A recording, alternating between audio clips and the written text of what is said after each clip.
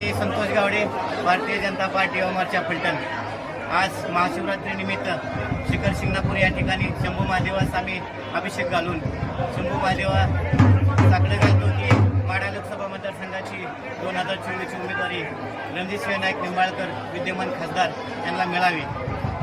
2019 साली भारतीय जनता पार्टीने रणजित नाईक निंबाळकर यांना उमेदवारी दिली होती।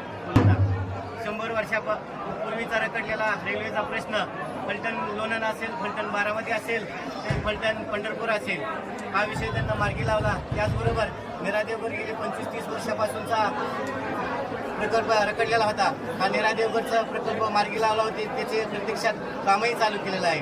त्याचबरोबर MIDC नायकोमाडीला MIDC मंजूर करून आले।